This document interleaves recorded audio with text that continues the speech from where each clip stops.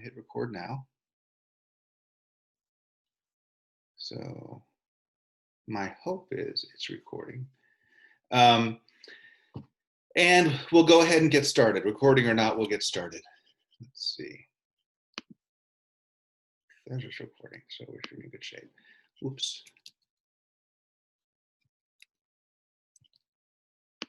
All right, so this is a Beyond 120 workshop called Global Engagement During a Pandemic, a fancy name for a really kind of simple topic, which is we're going to talk through a couple of options for seeking out or for finding international opportunities. Hopefully it will just be for the fall, although at this rate, who knows what the situation will look like in the spring. But I want to kind of go through a couple of options, both kind of available beyond the UF campus, but then also we'll talk about a couple of options available on campus.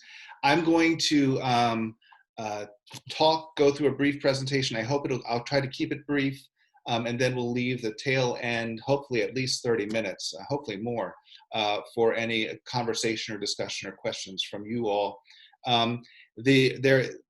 If you have any questions or if you want to say hello or anything like that, you can do so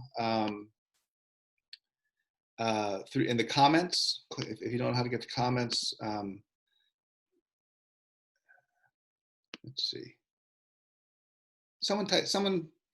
Is anyone able to type something in comments so I can see if I can see them?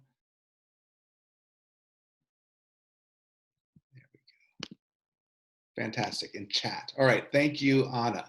Nice to meet you, and Justin. All right, so if you have any questions, feel free to type those in as we go. As I talk, I'll look at those, and if I think it's relevant to what I'm talking about right then, I can answer it. Otherwise, I can wait and address them at the end, but we'll also have time at the end to ask questions face-to-face or whatever. My name, as I go this is my first time doing a fancy workshop like this, so I'm going to do some things I've seen other people do, and I said, I'd like to do that. So as I'm going to talk during this introductory part, I'm going to have a couple of polls up, because I'd like to learn more about you and your interests and that sort of thing. So I'm going to click Launch Poll. All right. First question, asking you all, what year are you? And as you do that, I'll say a couple quick words about myself. My name is Joe Orser. I am Global Engagement Coordinator of the Beyond 120 program in the College of Liberal Arts and Sciences. Beyond 120 is an experiential learning and professional development program that is housed in the Academic Advising Center of the Liberal Arts and Sciences College that is devoted to kind of creating experiential learning and professional development opportunities for you. And my focus is global engagement, and that's defined broadly to include study abroad, international internships.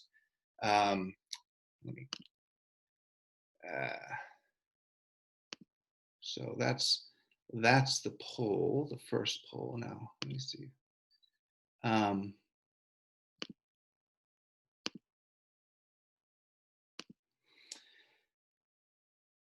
Global engagement is, I define it broadly to include study abroad, international internships, global service learning, as well as research overseas. There's a new question up: in what academic area is your major? One of our goals is to find opportunities for students across the College of Liberal Arts and Sciences. Historically, especially, opportunities in the life sciences and physical sciences, for example, have been minimal. And so we're trying to find and create new opportunities for that. And I'll talk a little bit about that later in the presentation. If I skip over it for some reason, feel free to ask. Share results. All right. So we're coming from across the board, really. A nice mix there. What kind of global engagement what kind of global engagement most interests you? And so I talked about that just a second ago. Study abroad, meaning like going abroad to take courses on an exchange program, maybe doing an internship abroad, doing some sort of research project, either with a faculty member or on your own overseas, or engaging in some sort of service learning project. Which of those types of global engagement most interests you?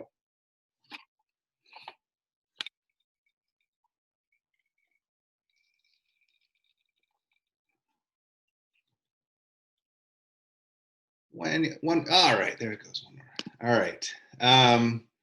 So internships, fantastic. So we're gonna, in fact, those are the two most popular. Oh, let me share those results. The two most popular are study abroad with 33% of the respondents, and then international internships with 50%.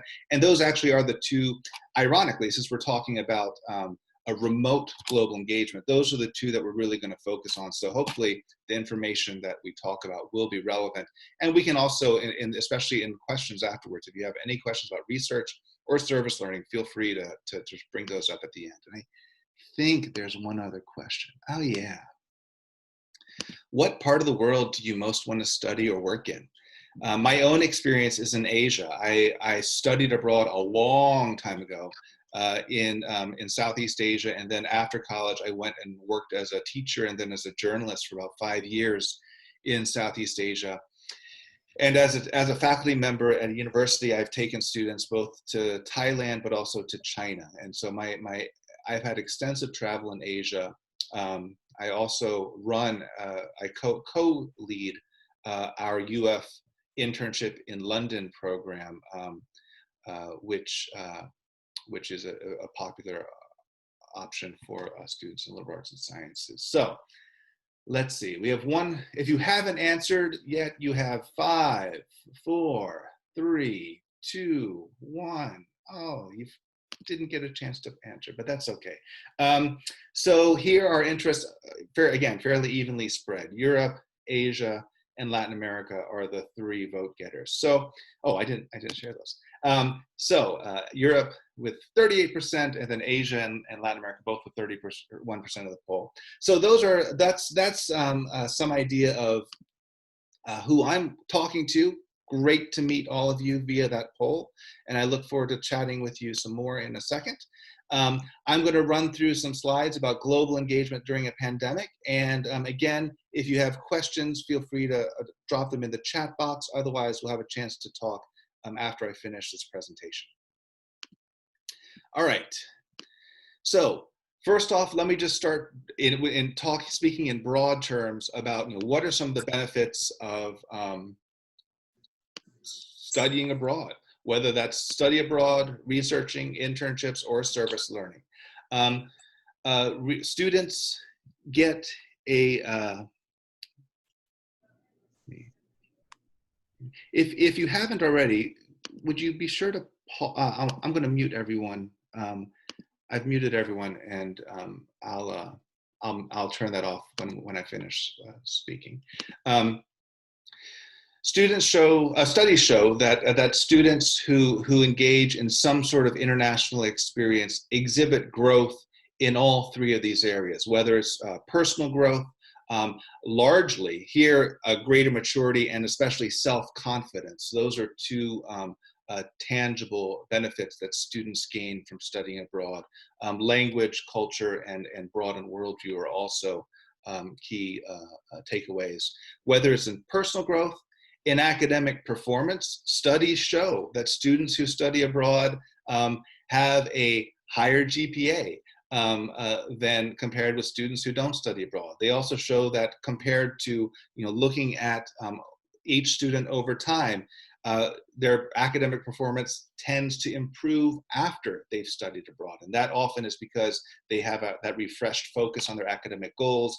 They've really found something that's quite compelling to them. And ironically, because we're always talking about study abroad as an obstacle with respect to major requirements and that sort of thing, studies show that students who study abroad actually have a quicker completion time compared with students who don't study abroad. So in terms of academic performance, there are a lot of metrics there that show growth base when you study abroad. And then with respect to professional development, you gain all sorts of intercultural communication skills. You are able to learn about a wealth of opportunities when it comes to professional growth, jobs, careers, volunteering, all sorts of opportunities. And this should not be minimized. This international experience gives students an increased network of contacts that they can turn to when it comes time to leave college and enter the workforce or go to graduate school. And they have contacts from around the world that can serve as resources for their professional development. So in these three areas, global engagement has been shown through studies to really enhance the personal, academic, and professional performance of students. So the question for us today is, if we can't go abroad, and we can't really right now, at least through the fall, there are a couple of exceptions, but can we still get these benefits? Are there still ways to be involved, to be engaged globally, and still, come out of it with greater maturity and self-confidence, with greater cultural skills, in terms of your academic performance, with a greater knowledge with respect to a particular field of study? And then with professional development, can you come out of it with developing intercultural communication skills through networks, through opportunities, learning what types of opportunities are out there? And the answer is absolutely yes. The opportunities that I'm going to be talking about, for the most part, at least for the immediate future, will be things that unfortunately you would be doing, from home. But you can get various benefits from this opportunity, even if it does not involve the actual global travel. And so let's just keep that in mind as I kind of go through. And if there are any questions, how is that possible? Please do feel free to ask. The first type of remote opportunity that I'm going to talk about it's called, ironically, remote study abroad, virtual study abroad. There are other terms for it. And I'm not going to spend as much time talking about this particular option, quite honestly, because I'm not as excited about it as the other options that I'm going to talk about. But I do want to throw it out there as something that is available. These are usually single courses, although some programs, and when I talk about the people who are offering these, I'm talking about something that's called a third-party provider. These are private organizations that organize a study abroad and other types of international internships, service learning opportunities. They organize these offerings for students, and universities often work with them, partner with them to provide these for students. And so third-party providers, given the coronavirus and the shutdown, the quick shutdown in terms of global mobility, have revamped their programs and are creating online courses or packages, which is to say more than one course, that students can enroll in. Usually these courses have a cultural theme or some sort of global issues theme. These are not programs that really are open to students who are interested in the sciences, for example. I mean, they're open to you, but they don't necessarily provide an education in science the way that other study abroad on-site programs in the past have. But these are courses with a cultural or global theme that students would be enrolling in through the third-party provider. They would be taking this course with students from around the country and honestly from around the world. And you would be working with individuals on the ground in the host country who would be facilitating different types of learning experiences for you. These types of experiences I've just included a couple of shots from programs that I found just to give you an idea of the different types of programs. This one is a Italian art and culture in Florence, Italy. This is a package where you can sign up for one course, or you can sign up for as many as 3 courses to learn about Italian art and culture in Florence, Italy. And they have people on the ground, experts who can take you to interview artists or scholars or museum curators who can facilitate, again, that distance learning for you. This program down at the bottom is language learning. So if you're interested in learning Hindi, and this might be a way for you to learn languages that are not offered here at the University of Florida that you are interested in. There are a great number of different types of course offerings available for remote study abroad. Some of the pros, some of the benefits of this type of program, again, you may be able to take courses that are not offered at the University of Florida in regions that traditionally our courses don't, our university doesn't offer courses in those national cultures or languages. You do get an opportunity to interact with students and experts and teachers from around the world. So there is that part of that kind of cross-cultural dimension. And you are kind of learning, I'm going to say, you're engaging in a new type of learning, this distance learning, except for that we're all kind of already really experienced in that distance learning, and it's not that novel anymore. It's not necessarily something that's going to give you a leg up. Once upon a time, they sold these programs as saying, you can learn how to, new technologies and that sort of thing. And we're all familiar with that. So that's not necessarily a pro. And in fact, it might be a con now, which is to say, all of our classes, or almost all of our classes, are remote. We're very used to learning through Zoom now, and it's something that these programs would just be adding another layer of remote learning to a schedule that for most of us that's already packed with that type of learning. And so there's not necessarily that novelty. Other cons. In a lot of ways, these aren't necessarily courses that will meet a major requirement. They're not necessarily courses that are going to help you meet university requirements. These should be considered, to a large extent, extracurricular. You might be able to figure out course equivalencies, but the infrastructure is that we have for actual study abroad programs, which now they're called globally mobile study abroad programs. That infrastructure is not in place to facilitate that seamlessly. And another con is that these programs, there is the cost for these programs. It doesn't cost as much, obviously, as going to Italy or to India would, but it is an added cost to the tuition that you would normally pay. You would be paying the rates determined by the third-party providers. You're not paying UF tuition for these. You may be able to arrange for financial aid to help and scholarships to offset that cost, but that is a cost that's determined by the third party.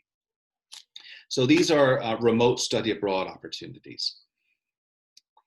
Another type of remote opportunity, which I am more enthusiastic about, and it happily, a lot of you are interested in internships as well, are remote global internships. These are also programs that are offered by third-party providers.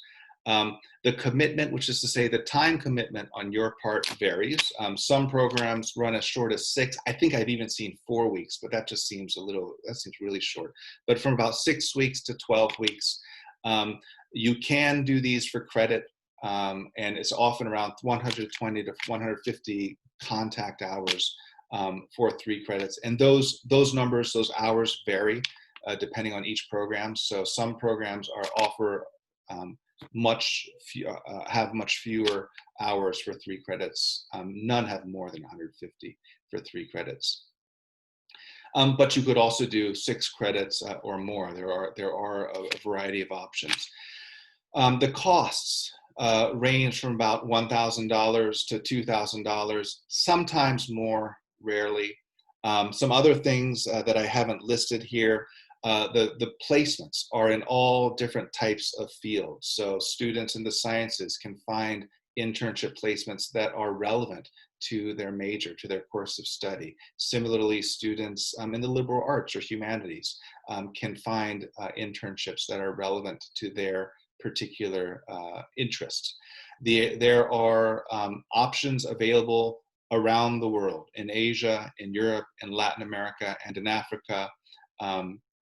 There are a variety of remote global internships and available. What's your, yeah. And the timing of these. Some of them have very set specific dates, for instance, from early September to late November or something like that. But a lot of third-party providers have organized internships that are kind of, they proceed on a rolling basis. So they can start in late September and go through late November, or you could start in early early October and go through early January. There are rolling periods of commitment, so you're not wed to the semester system, the timeline of the American semester. You have a lot of flexibility about when you sign up for these programs, and that's something that's interesting about a lot of these internships as well.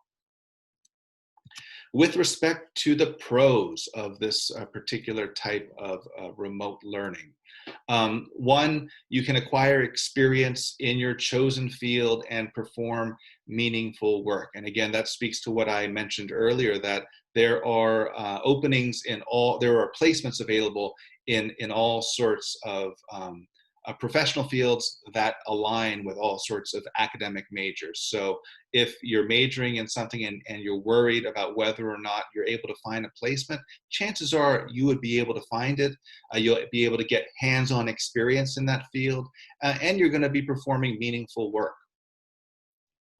You're going to develop intercultural communication skills and knowledge of what it's like to work globally in a collaborative project.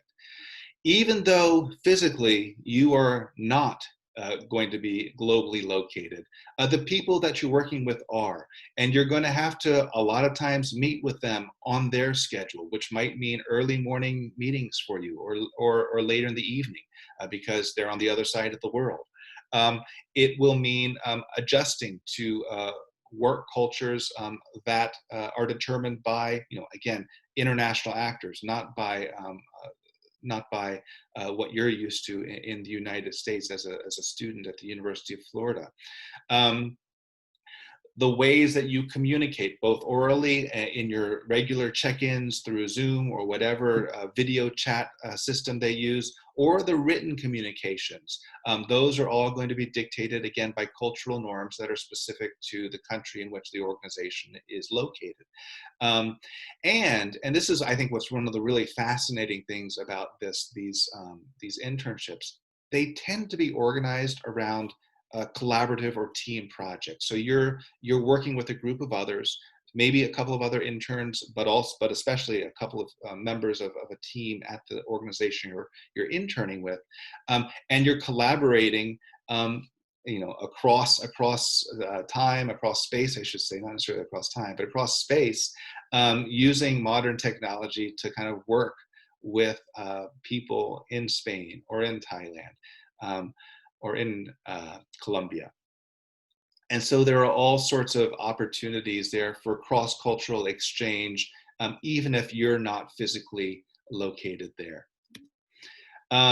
You're able to demonstrate, and this is stuff thinking about how you might sell this on your, I shouldn't say sell, that sounds cynical. Thinking about how you're going to present this in your resume and that sort of thing. You're going to demonstrate adaptability, creativity, your ability to work independently and remotely in a self-directed manner. And again, just as you're discovering, doing coursework remotely. It requires a tremendous amount of self-discipline to stay on task.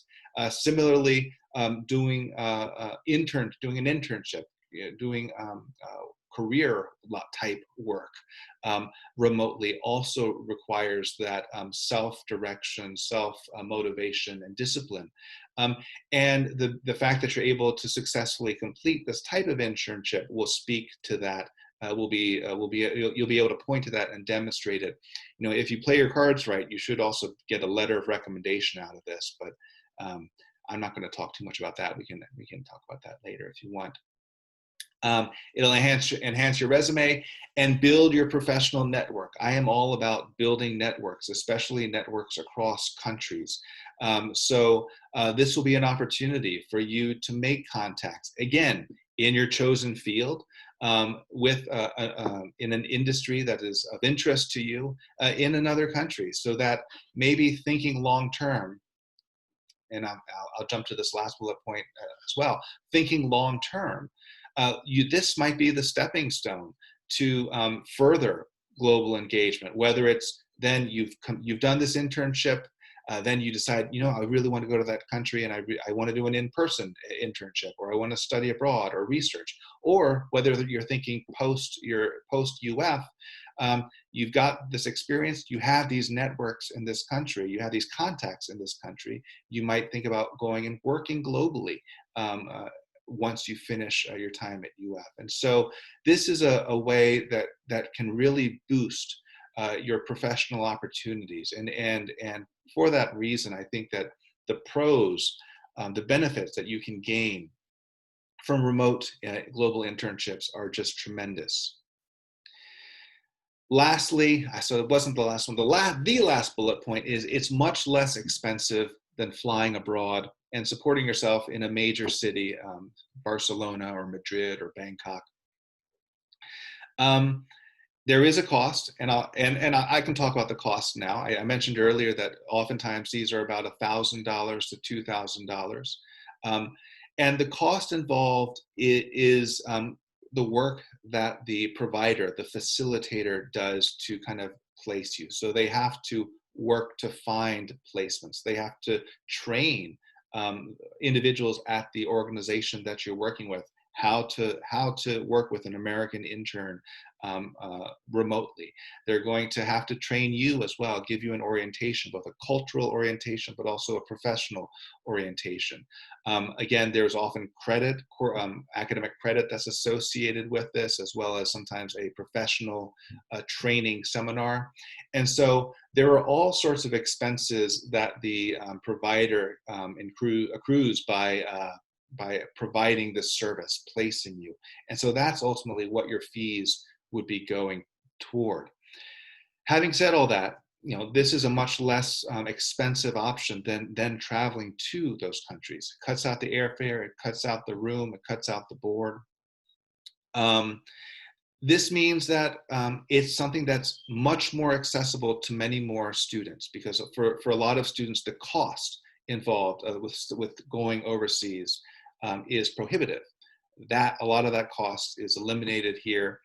Similarly, I didn't mention this here, but you know, for some of us, the idea of going overseas and working overseas is a little bit intimidating, and this might be a way for some of us to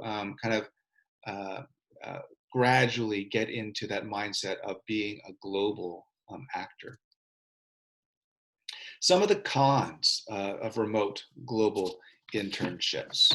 One of the big cons, you don't get to wake up every morning in a different country. You don't get to ride the bus or the train and talk in a different language and drink or eat all of those great foods and all the other experiences that come with living and working abroad. This is a big con. And that's why I kind of sell this as a way, maybe as a stepping stone to getting that, setting the stage so that once global mobility has returned, you have this valuable experience and you are ready to go around and travel the world, to be a world traveler. It's one more thing that you have to do on Zoom and the computer. There was an interesting article earlier this month or late last month that was titled "The Future of Study Abroad is Zoom."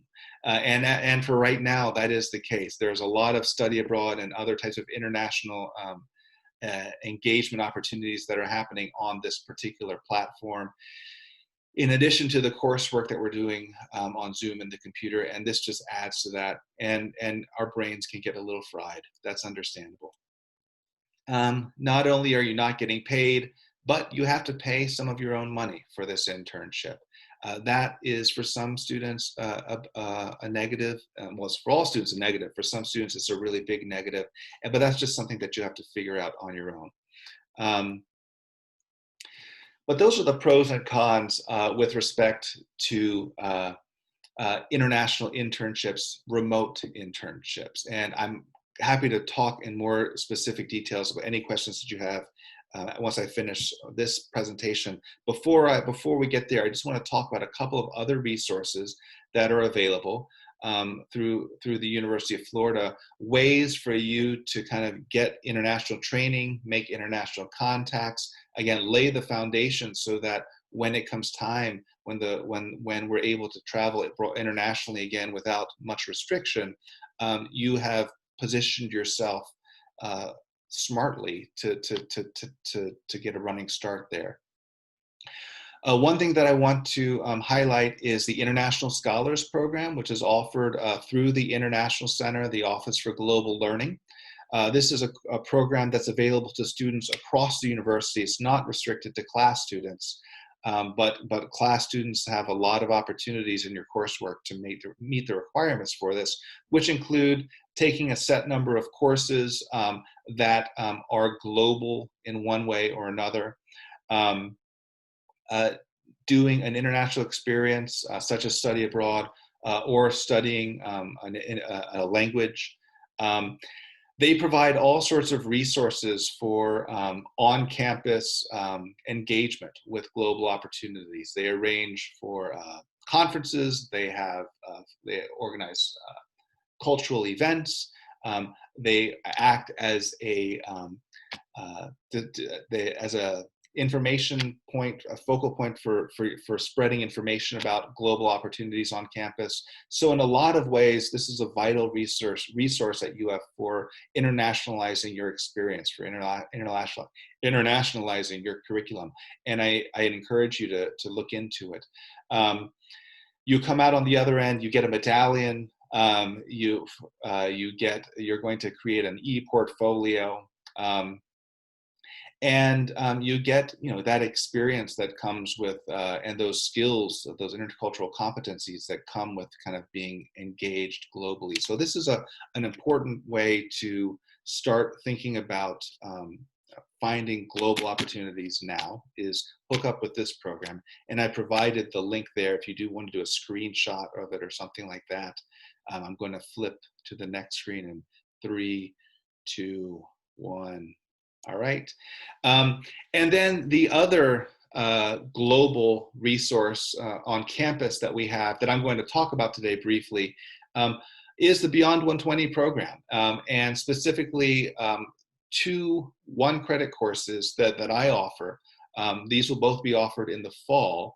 That depending on where you are in your education, where you are in terms of your thinking and your experience with global engagement, may be just right for you. Unfortunately, as of right now, they both share the same number. So that causes a little bit of confusion. If you have any questions, feel free to contact me. But one of them, called Global Pathways, Preparing for International Engagement, it's a one-credit course that's looking at students, particularly students who are earlier in their careers at UF, who have not yet engaged or gone on an international program, and thinking about ways to kind of integrate that experience to build global awareness into their course of study, into their plans for their career or for graduate study, to integrate that experience so that it becomes very intentional, it's very mindful. You're studying abroad with a purpose. It's not just to go to Italy so that you can drink or go to Thailand so that you can have great food, but you have a real purpose that fulfills both personal agenda, academic agenda, professional agenda. it's important to have that purpose if you want to engage with the world mindfully and effectively. And so it's a big investment in money, so it makes sense to do it right. And then the other opportunity that a course that I teach, and this is more appropriate for students who have already been abroad and who are coming back. It's a study abroad reentry seminar. I'll be teaching that as well in the spring. This first course, Global Pathways, it's going to be online and it's going to be asynchronous, which means there's no time that we're all going to meet together. And so anyone can sign up for that. This course, it'll be online as well, but it will have a meeting time that we'll meet at, not every week, but most weeks we'll meet. And so that there are a little bit more restrictions there. But this is a course for students who have returned from overseas and who are thinking about, what do I do next? It was awesome, but what can I do to build on that experience? And this can be thinking in terms of your time left at UF, and it can be thinking about how do I use this experience to kind of get me beyond UF and to do things out in the world that I really hope to do. So those are the two plugs for courses that I teach that I'm going to throw out there. I think that was the last slide. So what I'm going to do now is I'm going to unshare my screen, but I can always go back to it if anyone wants to look at something again. I'll put my face up there. So that it's nice and big on your screens. And if there are any questions, you can unmute yourselves. I think you can unmute yourself. I'll unmute you and ask them, or if you want to type questions in the chat, you feel free to do that as well. Okay, so one question is, do I have references for examples of global internship programs? And the answer is yes. I can. If you go to, well, this will require me to share the screen again, but that's okay. I'm going to share my screen one more time, and I'm going to show you where we link to all sorts of different examples of these programs, because I think that will give you a nice resource to see this one. Share. All right, so if you go to the Beyond 120 page, which is advising at advising.ufl.edu/beyond120. This is the web page, the home page. You had to go to this page to sign up for this, to register for this event. And then you click down and go to experiential learning, and then click on global engagement. And then scroll down a little bit, and there's a thing on virtual opportunities. There's some stuff there about why things that are useful about it, but also things you need to think about. And then here's a list of programs that I've looked at, I've communicated with a lot of these programs, and I'm comfortable throwing these out there as possibilities.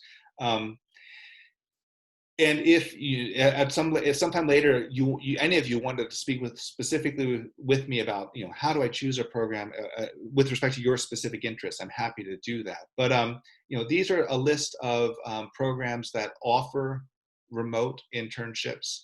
These are all respected third-party providers that the university has worked with for in-person or on-site study abroad in the past. And so these are all great programs. Some focus on a specific city, in this case, in the case of Barcelona, SAE. CRCC Asia focuses on programs in Asia. SIT is the one that offered the study abroad, the Hindi course, and they offer a lot of languages that are not commonly taught. So that might be an interesting visit for some of you. And then some of these are just kind of more general. They offer programs around the country, or around the world, I should say.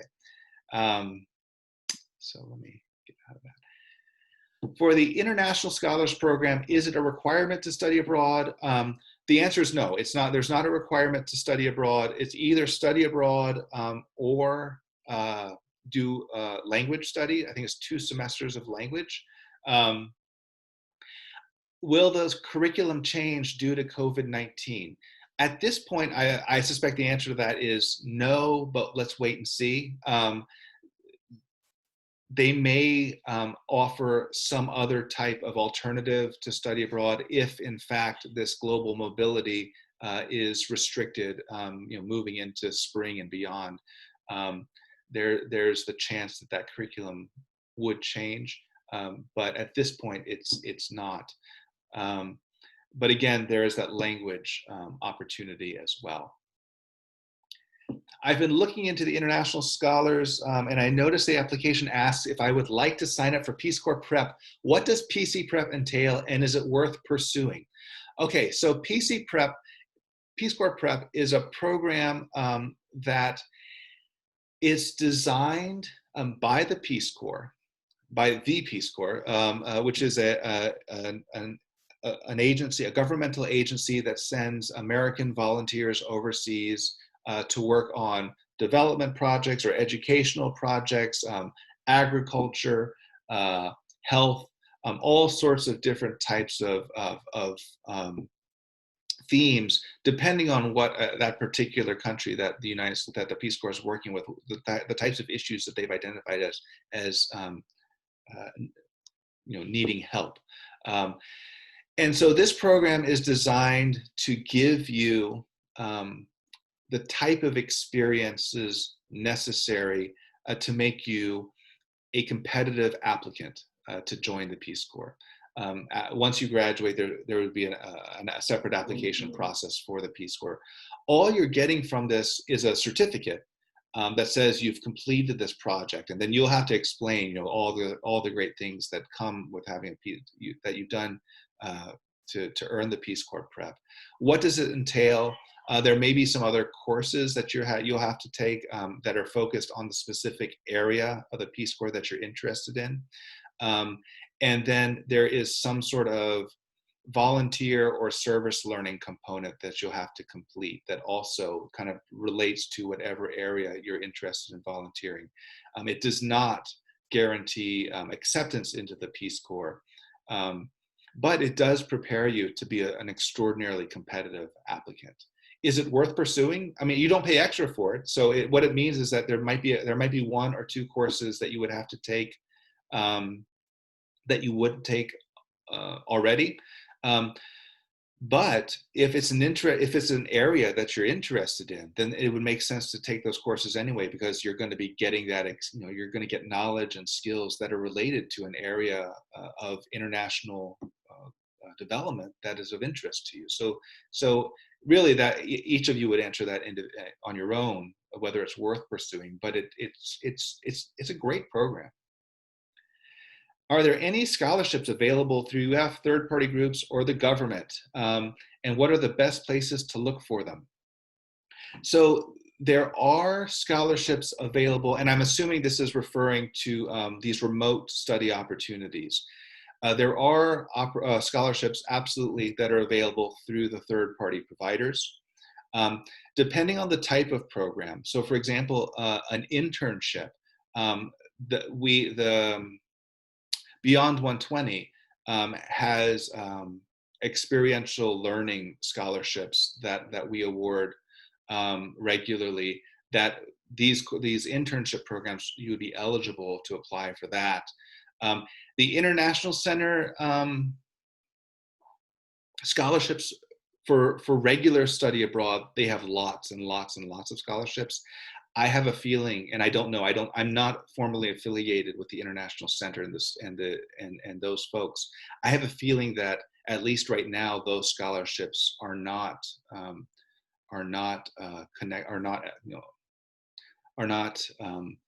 eligible to be used for remote programs. That might change, but at this point, I don't think they are.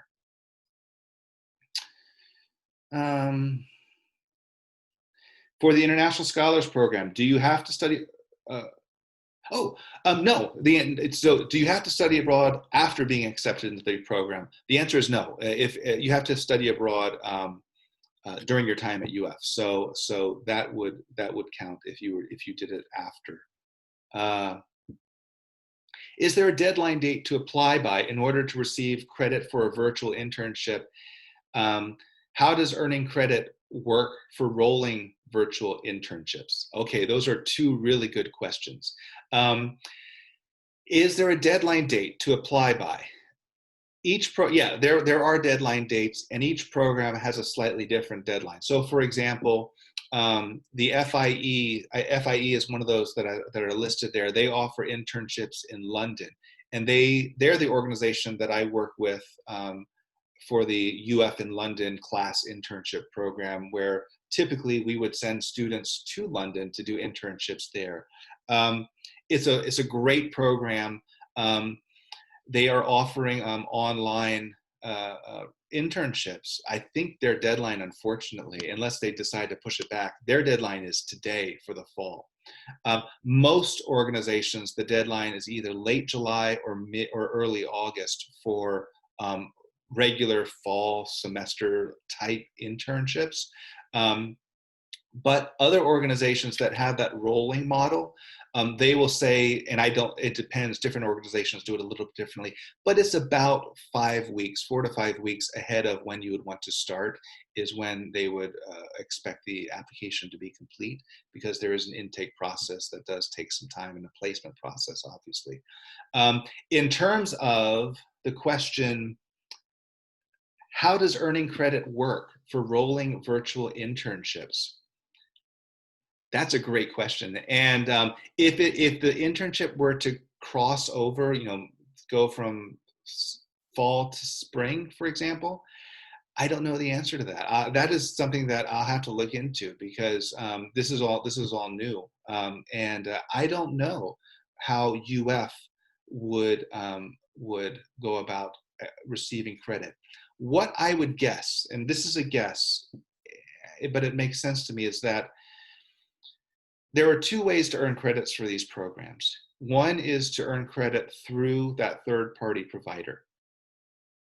And those third-party providers work with a school of record in the United States. It's a university in the United States that they have an agreement with, and that university issues that record. So whenever you complete the internship is when that school of record would issue the credit. And so I'm going to guess maybe the credit would count, or the credit would then go towards whenever we receive that documentation. But if we're talking about financial aid, that's where it becomes really complicated, and I don't know how we would work with that. So that's something that I'm going to take down your name, and I'm going to not take a note of the question, and I'm going to find out.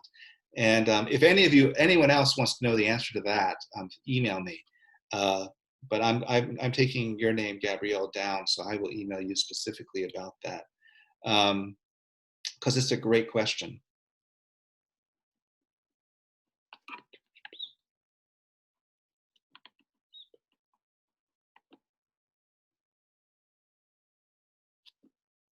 All right. Let's see. Oh, okay. So that's it. Those are all the questions that have been submitted by chat. We do have 10 minutes left in the session. If any of you want to ask questions through the use of your voice, you're welcome to, or you're also welcome to type them into the chat board. I will be here until 3 o'clock, so I'm happy to stay and talk with any of you.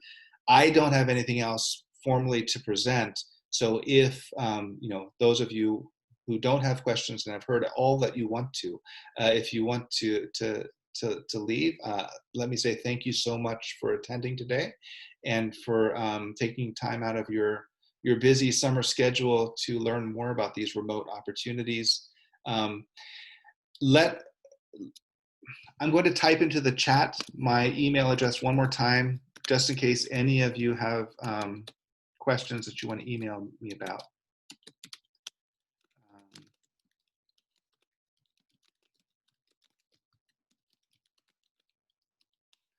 And so do feel free to send me any type of questions with respect to what I talked about, or with respect to any other type of global engagement opportunities that you're thinking about. We're truly living in unprecedented times right now. From the start, which is to say in March, when we first moved off campus, I was skeptical that we would have things up and running in the fall, and I was right about that. Um, but I was optimistic that we would have things up and running by the spring, which is to say in terms of the international programs. I'm not talking about on campus on UF. Um, but given the direction that things are going in the U.S. right now, I'm not as confident about the spring as I once was. I'm just kind of in a I don't know. It's really remarkable what's happened in terms of the way that the United States has responded to this crisis and the way it's gotten out of control. And I honestly don't know. And of course, I'm sure I'm not sure. So I don't know if y'all follow the news or not, but for example, the European Union won't accept Americans right now. So students, there is an exception for students. So if for some reason you were enrolled in a university there or something like that, you would be able to get in. But by and large, countries don't. Even in Mexico and Canada, the borders are closed. So we're kind of shut off in a lot of ways from international travel right now. Americans are, and so we'll see what happens. I can only hope that things will get better sooner rather than later. But it was great to talk with y'all. And again, I'm happy to stay in chat. Otherwise, thank you all so much.